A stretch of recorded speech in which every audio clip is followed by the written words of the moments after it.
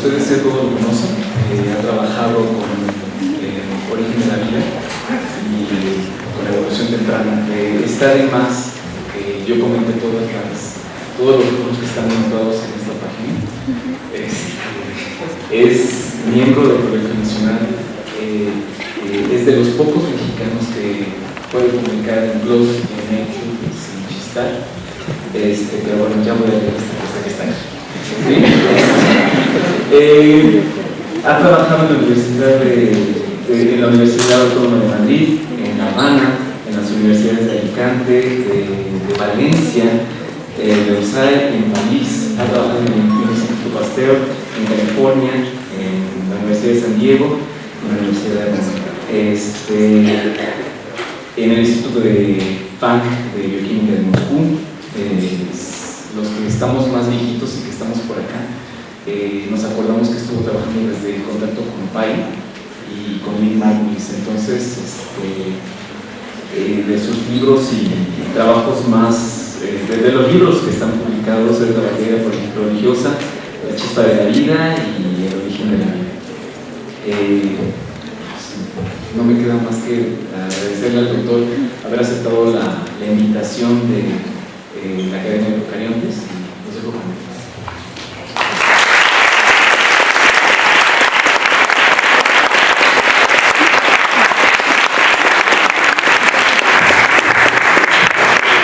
Buenos días. Primero que nada quiero agradecer la invitación para platicar hoy con ustedes sobre un tema que he eludido desde hace mucho, pero que finalmente nos alcanzó en el laboratorio de términos académicos.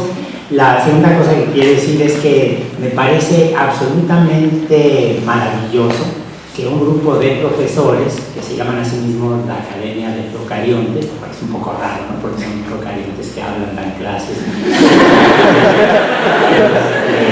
estén ya organizando por séptima edición, la séptima semana de Procariontes. Ustedes tal vez no se dan cuenta del esfuerzo burocrático, del empeño intelectual, del compromiso académico que significa estar manteniendo esto para, sobre todo pensando en los alumnos y cómo revitalizar en la facultad, que se caracteriza por una inercia académica brutal cuando de renovar planes de estudio y contenidos de materia se trata. Uno de los temas y uno de los grupos biológicos sobre el que más hemos avanzado y el que más hemos conocido. Entonces aquí sí quiero yo de veras expresar mis respetos más profundos para la gente que organiza esto, porque es admirable la labor que han hecho los maestros. La última cosa que quería decir es que para mí es un placer que Héctor, que es un buen amigo de hace muchos años, para nosotros en el Laboratorio de Origen de la Vida, sigue siendo parte del Laboratorio de Origen de la Vida. Me siento muy agradecido con la presentación que hizo. Bueno, lo primero que quiero decir es que efectivamente soy miembro del Colegio Nacional, cosa que me da mucho orgullo, pero lo que quisiera enfatizar en este momento es que el Colegio Nacional es una institución que fue creada en 1943 por decreto presidencial para promover la creación, la difusión y la investigación en cultura, y eso incluye la ciencia. Nosotros en el Colegio Nacional nos hemos empeñado siempre en tener actividades en la sede del colegio mismo, en Donceles 102, en el centro de la ciudad, donde ustedes son siempre bienvenidos, y también estamos organizando una serie de actividades aquí mismo en la Facultad de Ciencias. Entonces siéntanse que siempre serán bienvenidos a una institución que lo que básicamente busca es poner la cultura al alcance de todos los mexicanos para enriquecerla de esta manera.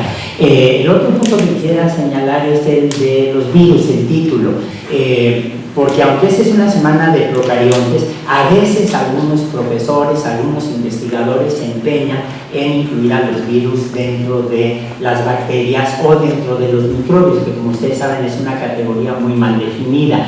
Hay animales que son microscópicos, hay plantas que son microscópicas, hay hongos unicelulares, las levaduras para ir más lejos, hay procariontes que son prácticamente visibles a simple vista, hay procariontes que son más grandes que algunas células eucariontes, y la gente a veces incluye entre esta categoría en general a los virus. El título es una provocación, pero es un reflejo de lo que está ocurriendo en realidad, y lo que cada vez tenemos más conciencia. y es que los virus no están ni vivos ni tampoco están muertos, ni son procariontes ni tampoco son eucariontes. Eso no significa que sean una categoría taxonómica especial, sino que, como vamos a ver, hay herramientas moleculares ahora que nos permiten acercarnos a su ecología, a su evolución, a su taxonomía con una óptica completamente original. Dije que me había mantenido durante mucho tiempo muy distante del estudio de los virus, porque a veces hay esta impresión equivocada de que como los virus son muy sencillos, bueno, a lo mejor son los primeros seres vivos, cosa que voy a tratar de demostrar que no es el caso, y había demasiada especulación durante muchos años. La situación ha cambiado radicalmente y en realidad lo que les voy a platicar el día de hoy forma parte de un esfuerzo de laboratorio para que coordino el Laboratorio de Origen de la Vida, para que nos empeñemos en ver a los virus no solo desde el punto de vista patológico, que algunos lo son, no solo desde el punto de vista epidemiológico, que ahí es el caso del Zika o del ébola como ejemplos muy concretos, sino como entidades como las debemos ver en la Facultad de Ciencias, como entidades desde una biológicas a las que podemos analizar desde una óptica evolutiva. El empeño que tenemos en el laboratorio al respecto de los virus es promover su difusión, su docencia y su investigación como entidades biológicas que están evolucionando. Y en esto nos podemos distinguir de lo que hacen los colegas en veterinaria, en medicina, en odontología, en los institutos de salud pública, etc. Entonces, esto es en realidad, si lo quieren ver, es una especie de presentación en público de hacia dónde queremos ir en la facultad, en el laboratorio, para que este sea un sitio donde los alumnos, cuando piensen en virus, piensen automáticamente en las vacunas, piensen automáticamente en los condones, pero sobre todo piensen también en que los virus son entidades que podemos estudiar desde el punto de vista evolutivo, desde el punto de vista darwinista, y en esto nos distinguimos de los médicos, de los veterinarios, de los odontólogos, de los agrónomos, etc. Entonces, ese es básicamente el empeño. Bien, cuando hablamos de los virus, todos estamos acostumbrados a pensar en los bacteriófagos, que han sido el caballito de batalla, caballito viral de batalla, con el cual hemos aprendido más de los virus. Pero no se olviden que en los últimos años hemos cobrado conciencia de la extraordinaria diversidad de virus que hay. De hecho, es probable que en términos de masa biológica o entidades biológicas representen en número y en cantidad algo mucho más abundante que las mismas células procariontes. Aparte de los bacteriófagos normales, pues hay una serie de virus que se han encontrado recientemente en otros grupos biológicos. Por ejemplo, hay virus que infectan a los protistas. Prácticamente, y esto es algo de lo que cobramos conciencia hace apenas un par de días, no hay un solo protista que no tenga una enorme variedad de virus. Cuando pensamos en los protistas, pensamos en amibas, o pensamos en paramecios, o pensamos en foraminíferos. Todos ellos, incluyendo los organismos, los protistas patógenos, son un reservorio absolutamente extraordinario de una enorme diversidad viral. Y aquí de hecho pueden ustedes ver los que ahora se llaman megavirus o minivirus, etcétera, adentro de una amiba de vida libre. Y luego están los virus de las arqueas, que han resultado ser todo un grupo morfológicamente muy distinto, que son hasta ahora solamente virus de DNA. En el laboratorio estamos convencidos que hay buenas razones para que falle la búsqueda de virus de arqueas con RNA como material genético, y la forma de estos virus es completamente distinta a la que estamos habituados. Se dan ustedes cuenta que en términos de la morfología estamos encontrando una enorme diversidad, pero la diferencia básica que vamos a toparnos entre los virus es si tienen genomas de RNA o genomas de DNA, y sobre eso voy a elaborar un poco más adelante. Bueno, lo primero que quisiera subrayar es que a pesar de su reputación y de su relativa simplicidad estructural y funcional, la mayoría de los virus no son patógenos. Hay una enorme, una extraordinaria diversidad de virus que no son patógenos, que viven como habitantes, el equivalente a una categoría como la de comensales, y que ciertamente no están causando ningún daño visible a los hospederos. El otro punto es que hay virus en todos los reinos biológicos. Virus para los que no tenemos reportes para virus, porque en algunos grupos biológicos, porque no los hemos buscado. Si ustedes piensan en las hidras, por ejemplo, o en los elinterados, seguro que tienen virus. En cuanto uno los busca, inmediatamente están allí presentes, pero ¿cuántos de aquí se han preocupado alguna vez por las epidemias que matan a los foraminíferos? Mientras que si estamos muy conscientes, a veces, de las epidemias que matan a los negros en el África. Nos tardamos mucho tiempo en reaccionar ante el ébola por un problema de racismo, básicamente, no por otra razón. Luego, la otra cosa que es importante tener presente es que los virus ni fueron los primeros seres vivos, ni son primitivos, aunque algunos de ellos o algunos de sus componentes puedan ser muy antiguos, que es algo de lo que voy a tratar de discutir un poco más adelante. Y el punto básico aquí es que lo simple no es necesariamente primitivo. Déjenme ponerles un ejemplo muy claro. De los que estamos aquí, habrá un porcentaje razonable que tenga Ascaris lumbricoides en el tracto digestivo, un parásito intestinal que, si ustedes lo ven, es de una simplicidad asombrosa. Y pueden comparar con un ciempiés, que es un pariente relativamente cercano, y verán que el ciempiés tiene una morfología, una conducta, una embriología extraordinariamente sofisticada comparado con Ascaris lumbricoides. Pero Ascaris lumbricoides carece de una serie de órganos porque son pérdidas secundarias. Bueno, eso no quiere decir que porque sea muy simple es necesariamente muy primitivo, al contrario, tiene una historia extraordinariamente evolutiva, extraordinariamente compleja atrás de sí. En el caso de los virus, uno no puede saber si esto es lo que ocurrió o no, probablemente no es el caso, pero puse este ejemplo con toda intención. Si ustedes se fijan, los mexicanos hacemos adornos florales extraordinariamente barrocos. Esto es parte de una tradición estética mexicana muy elaborada, con la cual todos nos sentimos identificados. Los japoneses, en cambio, tienen una tradición estética con el ikebana, que se dan cuenta que es una simplicidad extraordinaria. Aquí me bastan unas cuantas ramitas, unas cuantas flores, una maceta muy pequeña, y el resultado es abrumadoramente refinado. Se dan ustedes cuenta que ninguna de estas dos formas de expresión estética es más primitiva que la otra. Se dan ustedes cuenta que ni el ikebana desciende de una simplificación del arte floral barroco mexicano, ni representa el inicio de los adornos florales que hacemos en México. Claramente son dos rutas estéticas completamente diferentes. Bueno, traten de imaginar lo mismo para el caso de los virus. Uno puede entender el barroco en la literatura, en la arquitectura, en la música, en el lenguaje sin ninguna dificultad. Comparen a Satie con Bach, por ejemplo, ¿no? Uno no es más refinado que el otro, uno no es más primitivo que el otro. Son dos rutas estéticas diferentes. Y en el caso del barroco, como decía Carlos Fuentes, ¿para qué hacer las cosas sencillas cuando las podemos hacer complicadas? Bueno, esa es una estrategia biológica, claramente, ¿no? Pero se dan ustedes cuenta que esto lo que significa es que lo primitivo, lo sencillo, no necesariamente es sinónimo con lo simple. Son cosas que tenemos que tener muy en cuenta cuando estamos investigando los virus. La otra pregunta que se hace con frecuencia, y es una pregunta que no se tiene que hacer en la Facultad de Ciencias, es si los virus están vivos o no. Los virus se replican, mutan y evolucionan, pero estas son propiedades que también están presentes en todos los sistemas, en muchos sistemas químicos no vivos. Ustedes pueden ir a la farmacia a comprar medio kilo de RNA, ponerlo a evolucionar con experimentos CELS en el laboratorio, va a mutar, se va a replicar, va a evolucionar, van a cambiar las secuencias, y eso no significa que las moléculas de RNA sean vivas. Puedo tener liposomas que se replican, liposomas con bicapas lipídicas que se replican, que pueden cambiar de composición, que están evolucionando en términos del tamaño, el tipo de lípidos que tienen presentes, y eso no están vivos.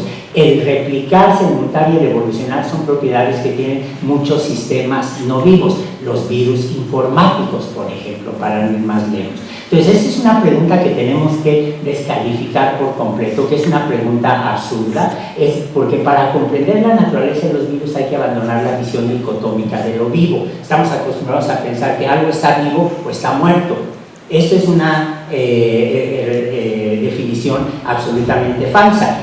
Yo, por ejemplo, perdí en una cirugía tendría hace 20 y tantos años como 10 centímetros de intestino, ese intestino está formalmente muerto, pero yo sigo perfectamente vivo. Puedo tener un corazón artificial, puedo tener un solo riñón, el riñón cedido puede haber funcionado o no en un trasplante, y se dan ustedes cuenta que el riñón puede estar muerto y la persona puede seguir viva. De manera que hay que tener mucho cuidado con el concepto de lo vivo y lo muerto y claramente olvidar esta definición dicotómica. Alguien puede estar en estado vegetativo.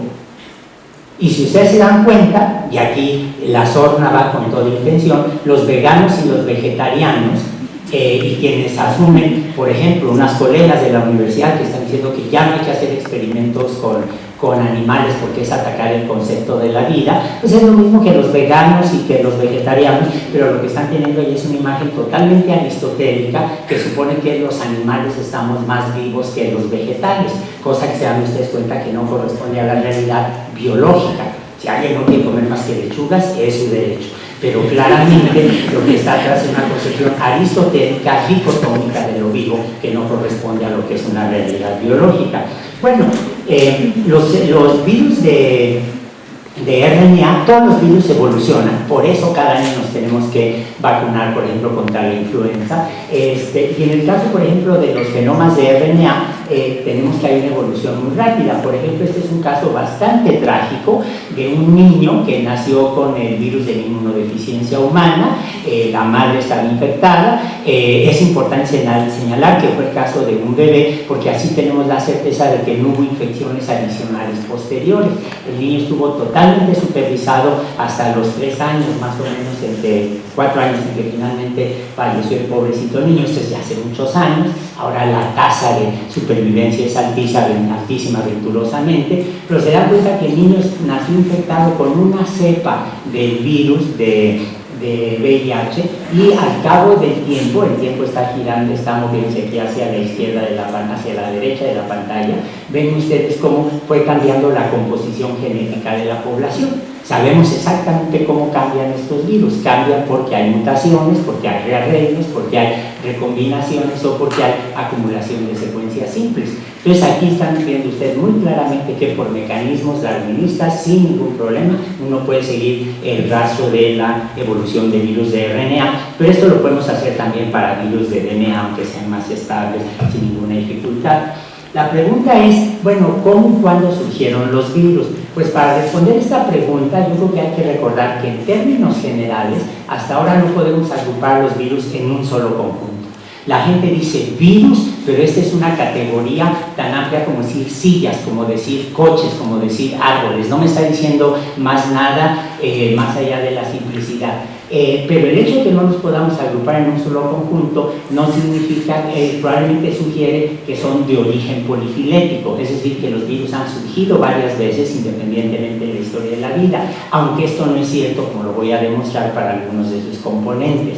Luego, todos los patógenos virales nuevos que se han estudiado son en realidad variantes de virus preexistentes, el virus del SIDA, del SARS, de la influenza, del ébola, del Zika, etc. Y lo pueden ver ustedes aquí en dos grupos muy claros. Para el caso del virus de la inmunodeficiencia humana, lo que tenemos es que sí, costó trabajo detectar de qué se trataba, pero se dan cuenta que encaja perfectamente con muchos otros retrovirus que pasan por una etapa de DNA antes de volver a RNA y multiplicarse. Bueno, este virus no tiene nada de raro, hace exactamente lo mismo que hacen todos sus asociados filogenéticamente, o el caso del virus del ébola, que causó esta epidemia tan terrible en el África, pero que en realidad se dan cuenta que es pariente del virus de la viruela, de los neumovirus, del virus de la rabia, sin ninguna dificultad. El Zika, que es tan terrible, porque las autoridades sanitarias están empeñadas en decir que no es un problema real, cuando estamos viendo muchísimas personas infectadas en todo el país, sobre todo en la parte del centro hacia el sur del país. Pues lo que me está diciendo es que es un virus que se transmite por mosquitos, el que es un pariente del virus del dengue, que es un pariente del virus del chikungunya, algo así se dice, no me sé muy bien, pero puede encontrar relaciones filogenéticas, es decir, cada virus nuevo que aparezca lo puedo, pasado el tiempo, más temprano que tarde, lo puedo ubicar en un grupo viral ya existente. Esto, en términos evolutivos, quiere decir que es muy raro que surjan tipos nuevos de virus.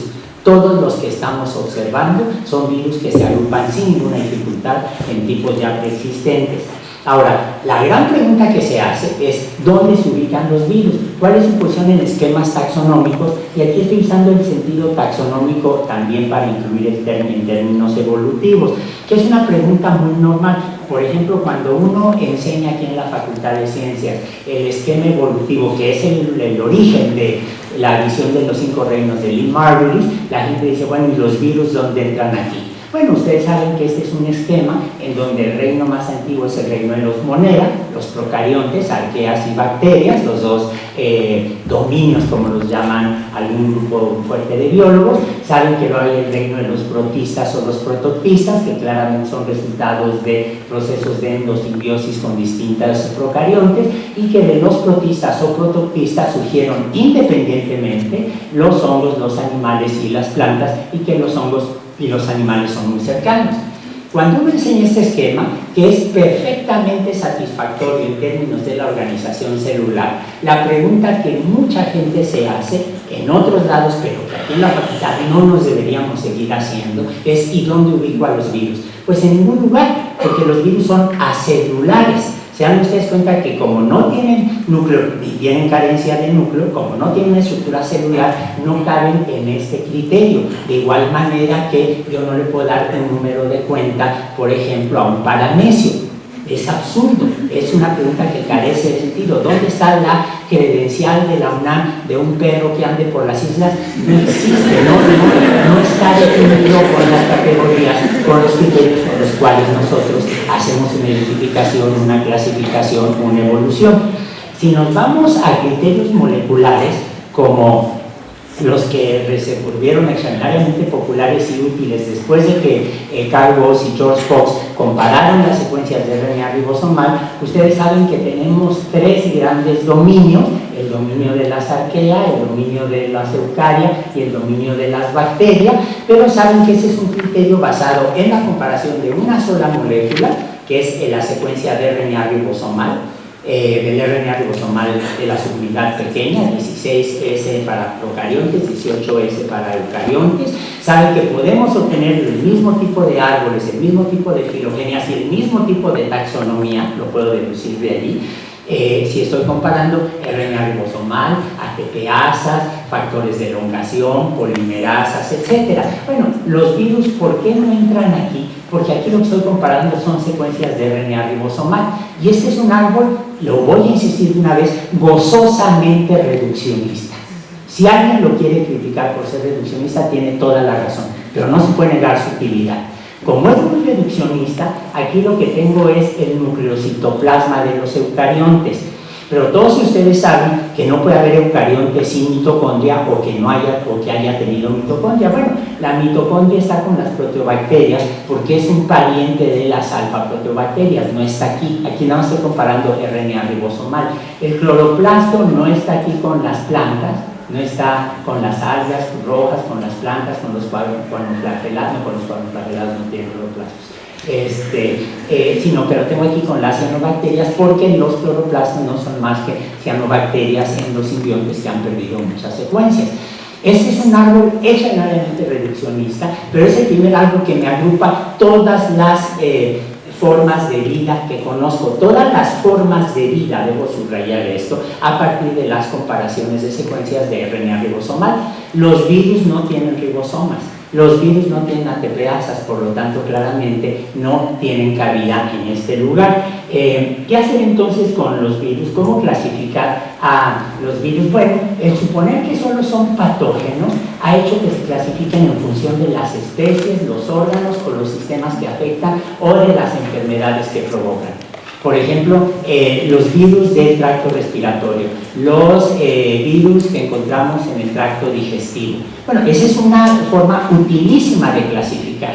porque los médicos con eso pueden rápidamente ver qué tipo de respuesta pueden darle a las necesidades del paciente. Pero se dan ustedes cuenta que cuando yo clasifico a los virus en términos de las enfermedades del sistema respiratorio, allí puede caber una gama enorme de virus que no necesariamente estén relacionadas entre sí, y otros los pueden clasificar en función de sus vectores. Por ejemplo, entre los arbovirus,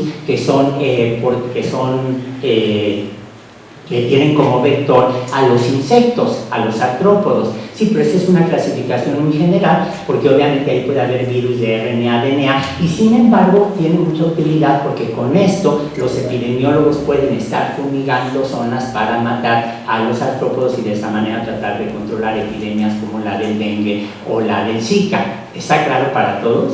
Pero se dan ustedes cuenta que aquí hay que tener mucho cuidado con esta clasificación.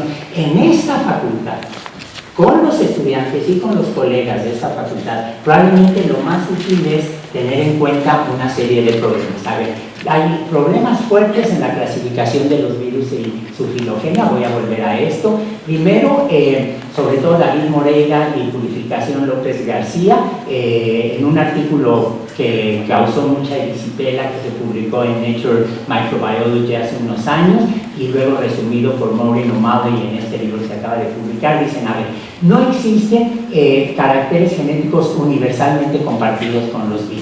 En los virus, los genomas virales son mosaicos de secuencias reclutadas, tienen unas tasas de mutaciones muy altas, son difíciles de muestrear de manera efectiva y de desarrollar buenos modelos evolutivos, y no están vivos y por lo tanto contradicen el propósito de un árbol de la vida. Lo que voy a tratar de mostrar para el final de esta charla es que todo esto que dijeron mis buenos amigos Purificación y David están completamente equivocados. Que podemos demostrar que esto está equivocado siempre y cuando tomemos los marcadores filogenéticos adecuados. Bueno, ¿qué hace con los virus de manera muy precisa? Hasta ahora, y hay un artículo espléndido de Van Regenmorte publicado hace unos años. Lo que se ha hecho sobre todo para los virus es clasificarlos no en términos filogenéticos, sino politéticos o politípicos, que son clasificaciones que en general no enseñamos en la facultad. Esto significa que los miembros del grupo tienen muchas características, pero no todas. Forman un linaje de entidades genéticamente relacionadas y ocupan nichos ecológicos similares. Esto es parecido a la clasificación polifásica de procariontes, pero con menos interpretación filogenética. ¿Qué quiere decir esto? Quiere decir que, por ejemplo, uno puede ir al médico y el médico puede decir, a ver, tienes una infección de gram positiva que es muy difícil de tratar. Bueno, gram positiva es una categoría muy general, porque ustedes saben que en gram positiva pueden caer distintos grupos virales, distintos grupos celulares, distintos grupos de bacterias, pero se dan ustedes cuenta que tiene una cierta utilidad, porque bueno, estoy diciendo que los Clostridia, los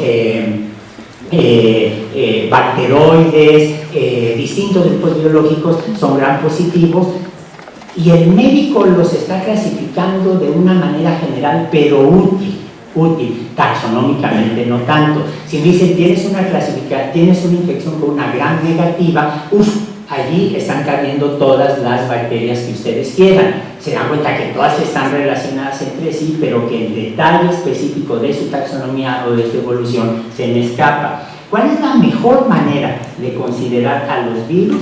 Yo creo que el empeño en ubicar los virus en árboles celulares puede ser un enfoque inadecuado. Eso es algo que todos los estudiantes tienen que tener presente. Y como se insiste mucho en el laboratorio, uno de los colegas del laboratorio, José Alberto Cantillo, insiste mucho en esto todo el tiempo, sería mejor correlacionarlos con, aquí falta un con, elementos genéticos móviles como los plásmidos, los transposones y las secuencias de inserción, aunque no haya relación filogenética entre ellos. Es decir, cuando ustedes pregunten ¿qué es un virus? ¿Es una bacteria? No, señor, es pariente de un plásmido, se comporta como un plásmido, porque el material genético no es estático, el material genético se está moviendo. Y si ustedes piensan en lo que saben de plásmidos, de retrotransposones, de secuencias de inserción, se dan cuenta que se comportan como los virus.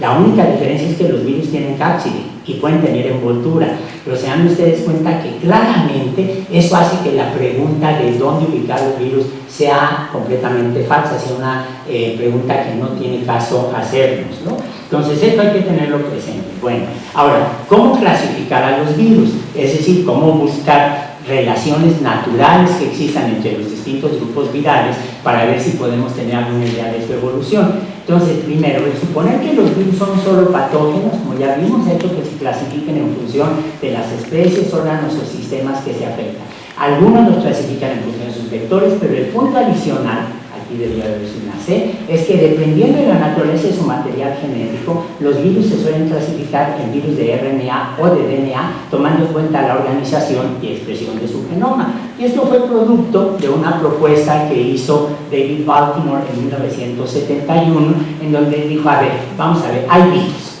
eso no tenemos duda. Hay virus que tienen genoma de RNA y que tienen genoma de DNA. Si tienen genoma de DNA, puede ser el DNA de una sola hebra o puede ser de doble hélice. Se da cuenta que no está diciendo nada que no sepamos de la biología molecular. Y si son de RNA, puede ser una hebra positiva, que quiere decir que funciona como RNA mensajero.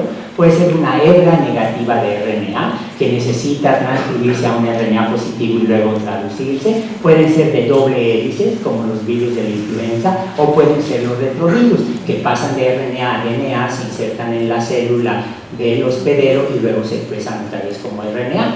Esto ha resultado ser una clasificación extraordinariamente útil, con limitantes, evidentemente, pero acuérdense que siempre encontramos limitantes en nuestros esfuerzos por encontrar categorías muy definidas entre los seres vivos o entre las entidades biológicas en general. Ahora, la pregunta que algunas gentes se plantean, probablemente de naturaleza errónea, es: ¿los virus de RNA son entidades primordiales? Y la pregunta sale porque todos sabemos que hubo una sopa primitiva, no sabemos cómo se pasó de la sopa primitiva al mundo del RNA, pero hay muchas evidencias de que hubo un mundo del RNA, esa es otra conferencia. El hecho de que el ribosoma pueda sintetizar proteínas sin necesidad de proteínas, el hecho de que el sitio activo del ribosoma carezca de proteínas, el hecho de que el ribosoma sea una ribosima, me está diciendo que la síntesis de proteínas surgió en un mundo del RNA y que luego de este mundo del RNA ya surgieron células con DNA, RNA y proteínas, y de aquí surgió la extraordinaria diversidad biológica. Vamos a concentrarnos en la parte basal de este esquema. ¿Sí? La parte basal de este esquema, que me está hablando de una evolución bioquímica y una evolución de los genomas muy tempranamente en la historia de la Tierra, hace unos 3.800 millones de años, y lo que algunos han dicho es: ¿qué tal si, bueno, el RNA, el mundo del RNA no estaría codificando para proteínas, pero qué tal si cuando había RNA y proteínas, de aquí surgieron los virus de RNA? ¿Qué tal si en la transición de genomas de RNA a DNA, que implica una reverso transcripción, y aquí surgieron los retrovirus? ¿Y qué tal si los virus de DNA provienen del mundo de ahora, donde hay genomas celulares de DNA? Bueno, esa es una pregunta que nos hemos hecho en el laboratorio, y en lo único en lo que todos coincidimos es que en efecto los virus de DNA son muy recientes, pero estas otras dos alternativas es algo que nos hemos empeñado en criticar y van a ver con buenos resultados. Ahora, de entrada, lo que hay que decir es que la idea de que los virus de RNA son antiguos no coincide con la biología de sus hospederos. Miren, este es parte de un artículo que publicó Alberto Campillo Valderas, que está sentado por allí, parte de su trabajo de doctorado, y aquí están representados en este diagrama de Camembert las bacterias, las arqueas y los eucariotes. Y están en este diagrama distribuidos los genomas de RNA. Se dan cuenta que en las arqueas no hay genomas de RNA. En las bacterias solamente el 4% de los virus conocidos que los infectan tienen genomas de RNA, y se dan cuenta que los virus de RNA son predominantemente replicones que encontramos entre los eucariontes. Pero los eucariontes son el grupo biológico más reciente. ¿Esto qué significa? Que de entrada, en términos de sus hospederos, la distribución biológica es antagónica a la idea de que los virus de RNA son muy antiguos. Porque si fueran muy antiguos los veríamos en muchas bacterias, en arqueas y poco en bacterias y en eucariontes, es exactamente al revés. Entonces, más bien los virus de RNA parecen ser un tipo de entidades más recientes en la historia de la biosfera de lo que normalmente se ha supuesto. Bueno, la otra manera es tratar de buscar algún marcador evolutivo. Ya vimos que la morfología de los virus puede ser extraordinariamente engañosa, pero vámonos a lo menos que puede tener un virus. El virus más sencillo que encontramos, que conocemos, son los amalgavirus. Son los virus más simples que se conocen. Son virus que no son antivirus de enfoques, lo que permite es hacer esto, y entonces lo que uno hace es una alineación estructural, ya no ahora diciendo el aminoácido 15, el aminoácido 28, el aminoácido 172, sino una alineación estructural que me va a producir un conjunto de coordenadas atómicas sobrepuestas de los carbonos alfa de los aminoácidos.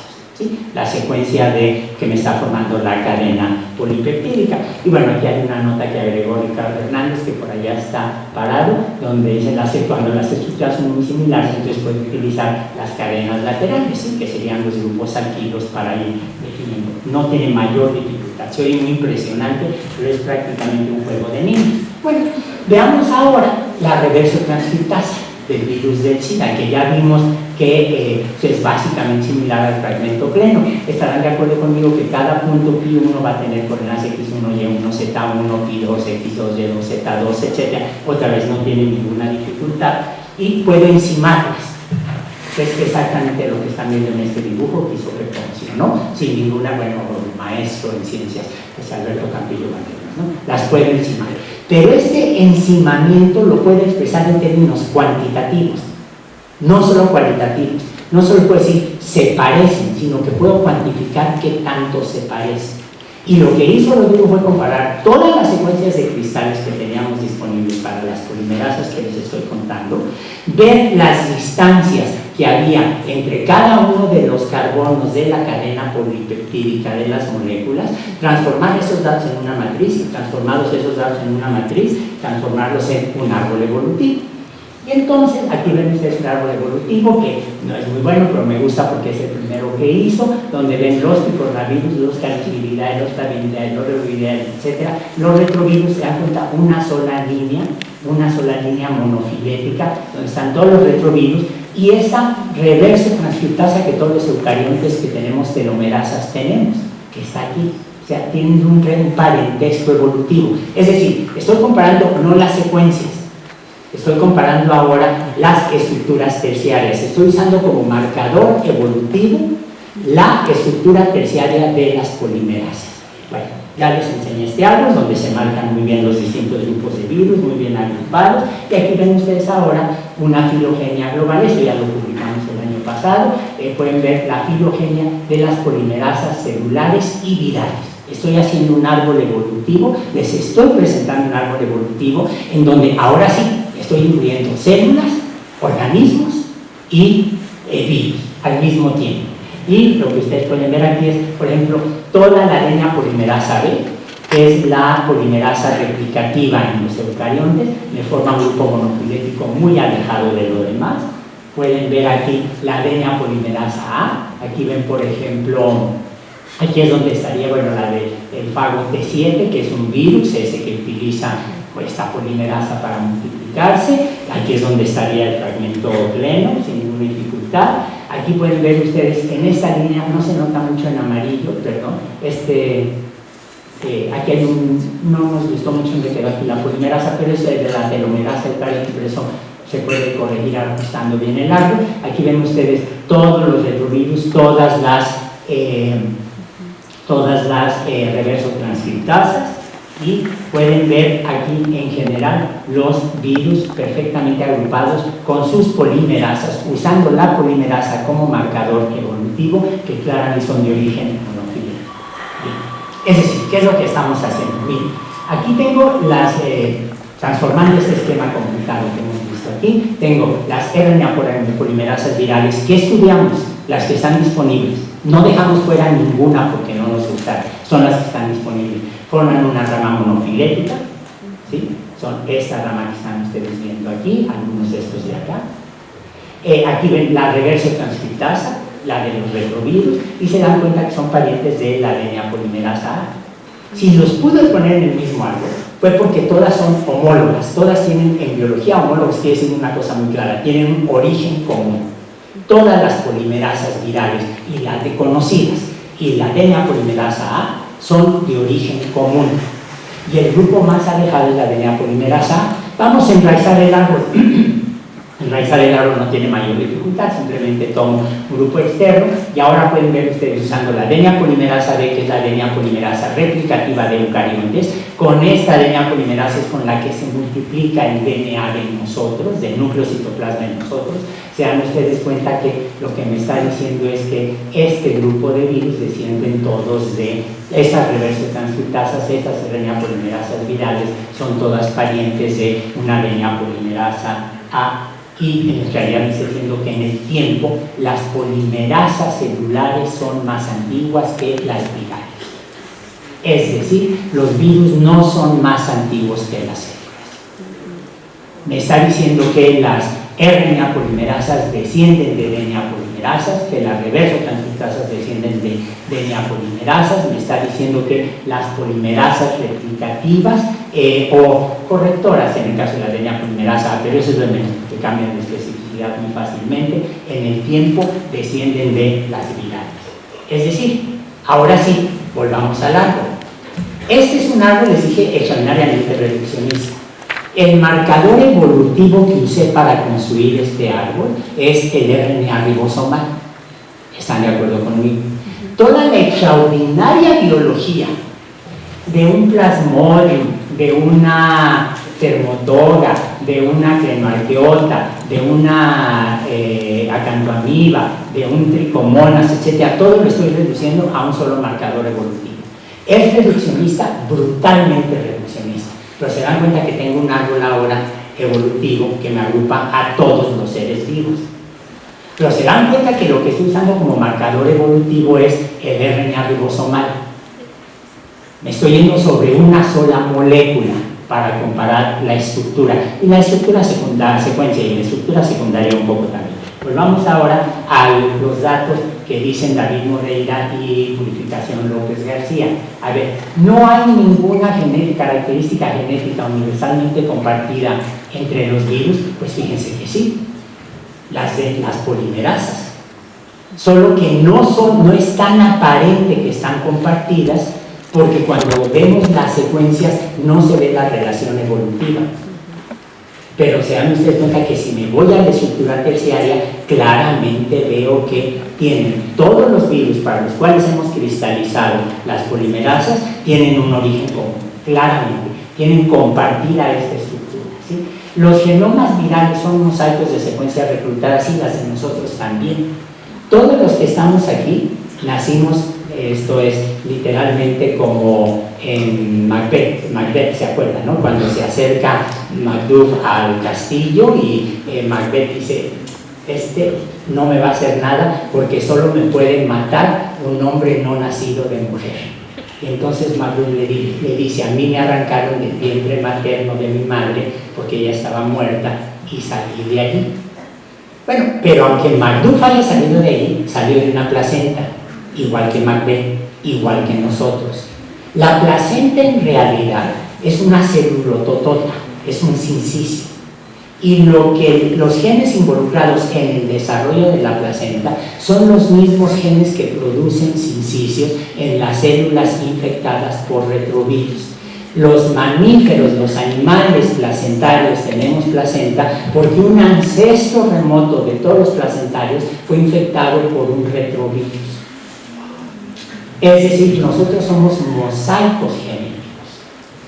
Las mitocondrias sin las cuales no hacemos ciclo de Krebs y no respiramos son células, las mitocondrias son células que adquirimos por un proceso de endosimbiosis, como lo demostró Lynn Margulis. Somos un mosaico genético.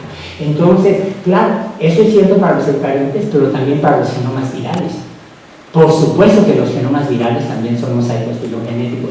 Tienen tasas de mutaciones muy altas, piensen en los micoplasmas o piensen en las clamidias. que son parásitos intracelulares, son parásitos celulares que se meten entre otras células y que llevan una tasa de evolución rapidísima porque sus polimerasas no están corrigiendo con el mismo ritmo con el que se corrige en una célula eucarionte común y corriente. Pues también tenemos tasas de mutación muy altas, pero estas tasas de mutación muy altas es la que en el pasado nos impidió reconocer que, por ejemplo, las polimerasas son rasgos genéticos universalmente compartidos. Son difíciles de muestrear y de desarrollar buenos modelos evolutivos. Bueno, eso cada vez es menos cierto porque ahora podemos hacer metagenomicalidad sin ningún problema. No están vivos y por lo tanto contradicen el mismo propósito de la idea de un árbol de la vida. Ciertamente, los virus, si están vivos o no están vivos, es una pregunta falsa, pero están de acuerdo conmigo que el RNA ribosomal que usé para construir el árbol tampoco está vivo. Es un marcador evolutivo. Y lo que tengo ahora es la posibilidad de usar estructuras terciarias para hacer un árbol filogenético que incluya a las células, procariontes, eucariontes y a los virus. Y cuando tengamos polimerasas de plásmidos cristalizadas, también voy a poder incluirlas ahí. Es decir, sí tengo marcadores evolutivos, pero el gran error que hemos cometido en biología durante mucho tiempo es no prestar atención a las estructuras terciarias, entre otras cosas porque tenemos un número limitado de estructuras terciarias. No es fácil cristalizar, falla mucho el proceso de cristalización, pero se dan ustedes cuenta que ahora puede incluir estructuras no vivas, igual que no está vivo el RNA ribosomal, para hacer árboles de la vida y ver que algunos elementos genéticos móviles claramente salieron de células que tienen un lugar perfectamente ubicado en una filogenia universal. Pero vamos a ver algunas conclusiones. Uno, la distribución biológica y la conservación estructural de las polimerasas las hacen excelentes marcadores filogenéticos. Claro, dependo aquí muy fuertemente de que haya cristales, porque no se olviden que comparé estructuras terciarias. Entonces, tampoco son primitivos en la acepción que le damos al término, sino que claramente son resultado de un proceso de recombinación. Estos virus tienen solamente dos proteínas, la proteína de la cápside y la polimerasa. La polimerasa es una molécula esencial en el ciclo biológico de toda entidad viva o de toda entidad biológica. Necesito replicar el DNA o el RNA, necesito replicar el material genético. Bueno, si uno se fija y se da cuenta de la antigüedad de las polimerasas, uno dice, este es un buen marcador evolutivo, y entonces dijimos, pues vamos a tratar de estudiar. ¿Cuál es el primer problema? Como muchos de ustedes ya saben, una manera de estudiar el RNA, el DNA, las proteínas es viendo su secuencia. Comparo las secuencias. Y aquí están ustedes viendo la estructura, parte de la estructura primaria de polimerasas virales.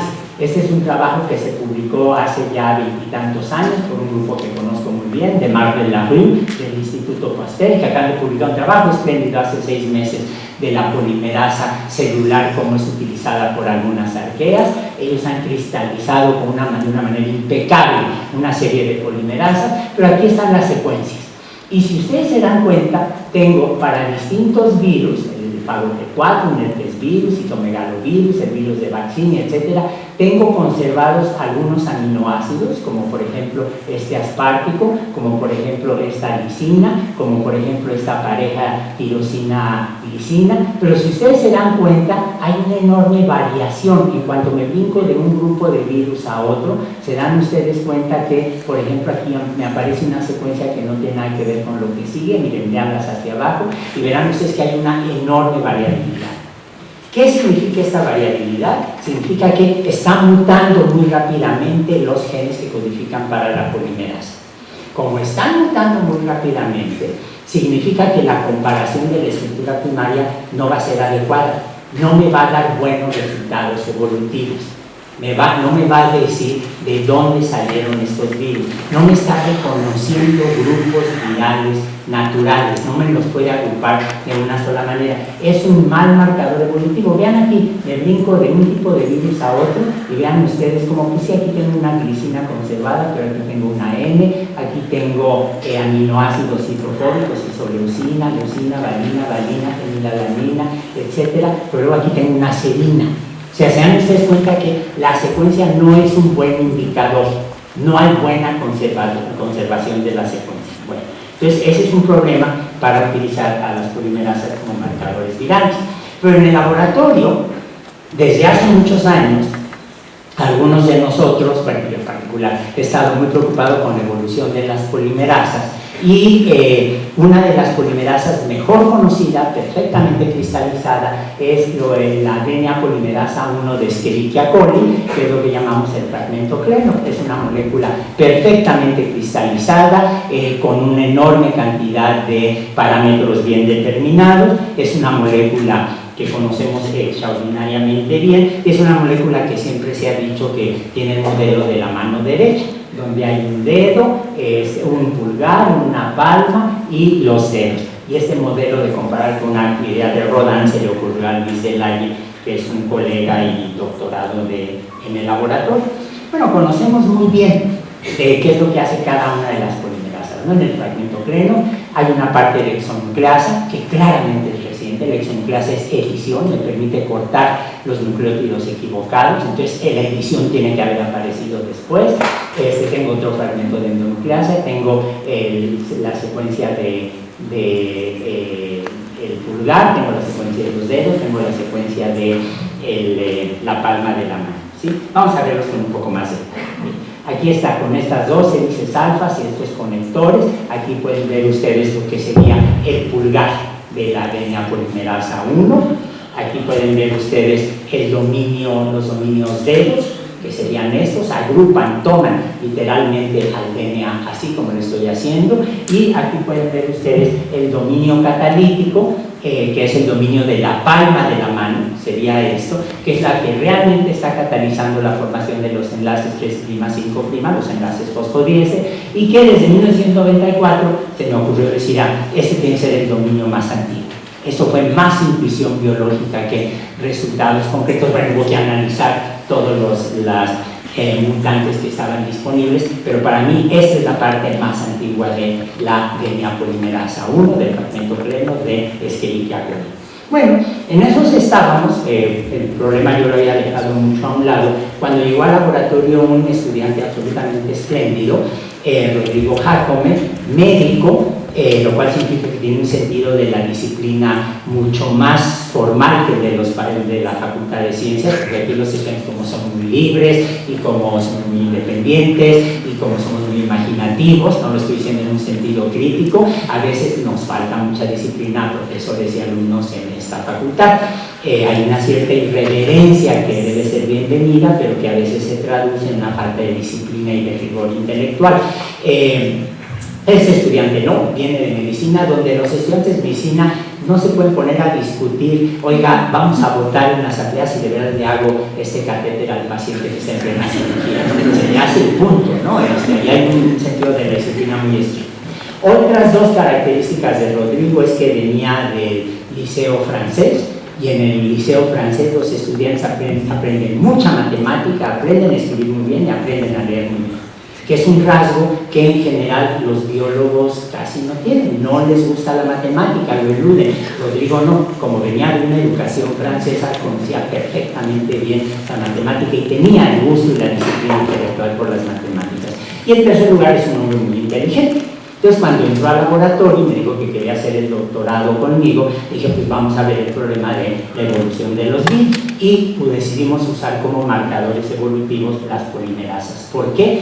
Porque ya hay cristales de polimerasas disponibles. Hay muchísimos cristales de polimerasas disponibles. Miren, hay cristales de DNA polimerasas DNA dependientes, de RNA polimerasas RNA dependientes, de DNA polimerasas RNA dependientes, por ejemplo la de retrovirus como el del SIDA o las telomerasas, o de RNA polimerasas DNA dependientes.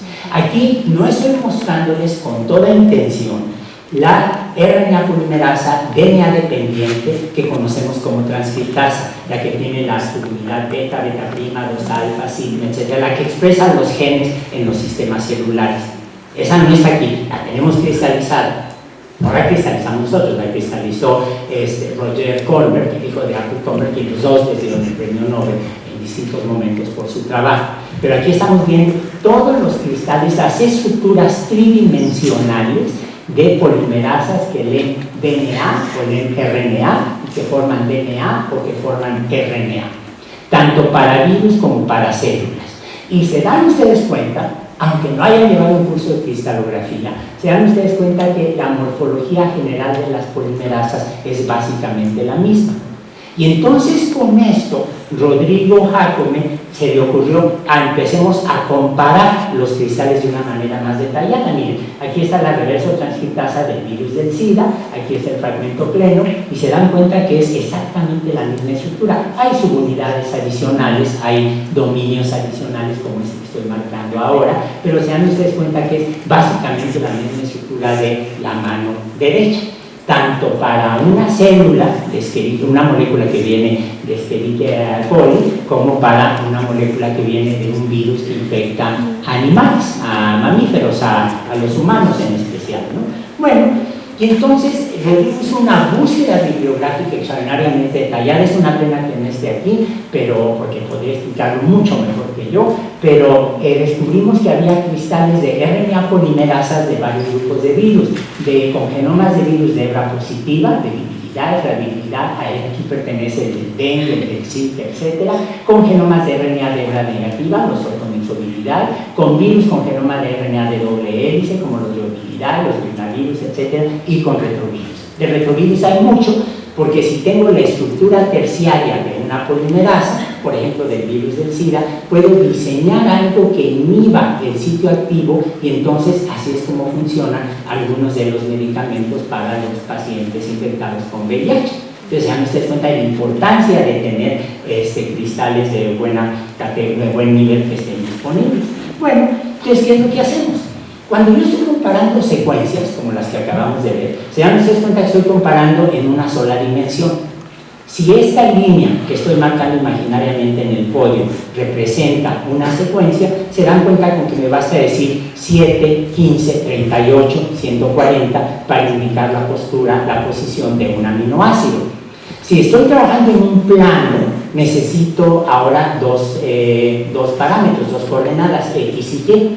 Pero si voy a comparar cristales, piensen otra vez en mi mano, que está en 3 dimensiones. Si voy a comparar cristales, puedo hacer la comparación en un espacio imaginario que sea X, Y, Z, donde ahora cada punto en este espacio va a tener como coordenadas X1, Y1, Z1, etcétera, hasta XN, YN, ZN. Bueno, eso significa que yo puedo colocar en este espacio imaginario, puedo colocar a la DNA polimerasa al fragmento pleno, y cada carbono alfa de la secuencia o cada punto de la superficie de la polimerasa, si lo quieren ver así, va a estar dado por 3 coordenadas: el punto P1, X1, Y1, Z1, P2, X2, Z2, PN, XN, YN, ZN. Los matemáticos están muy familiarizados con este tipo de procesos y se dan cuenta que no representa mayor dificultad, sobre todo ahora que puedo colocar las polimerasas en un espacio tridimensional, tantas como yo quiera, en la computadora,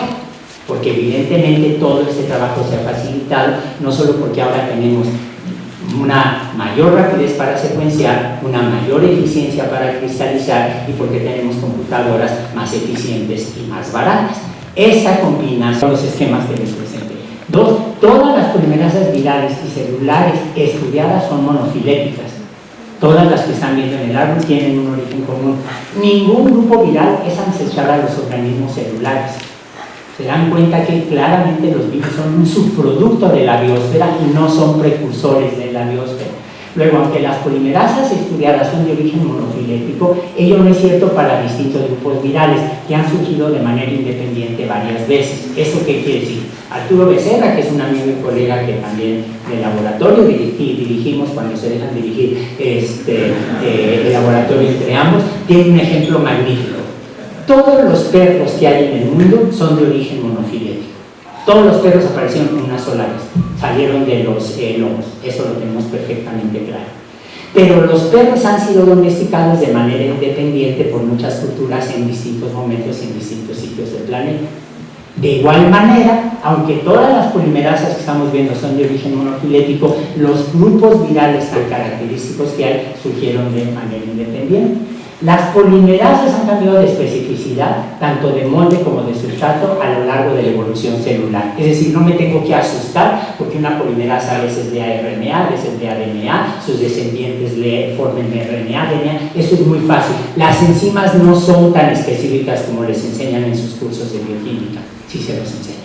En realidad, salvo algunos casos como las isomerasas, salvo esos casos, las enantiomerasas, por ejemplo, salvo esos casos muy particulares, las enzimas en general, incluyendo las polimerasas, cambian de especificidad muy fácilmente, lo cual me permite entender la distribución de las polimerasas en el árbol. Y la gran pregunta que nos estamos haciendo, que yo me hago, es si estamos viendo vestigios de la polimerasa ancestral. Y yo creo que aquí estamos viendo una de las moléculas más conservadas en la biosfera, a la que nos podemos asomar ahora que tenemos cristales finalmente disponibles.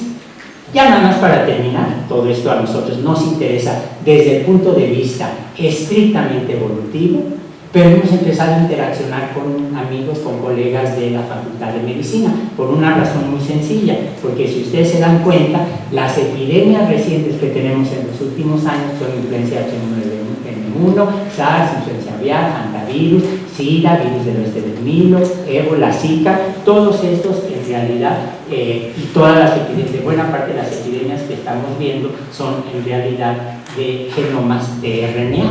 Entonces, el estudio de los genomas de RNA, por un lado, nos da información evolutiva, que es lo que nos interesa en el grupo, pero al mismo tiempo puede servir para entender qué es lo que está pasando con las epidemias y pandemias nuevas que están desarrollando. Muchas gracias.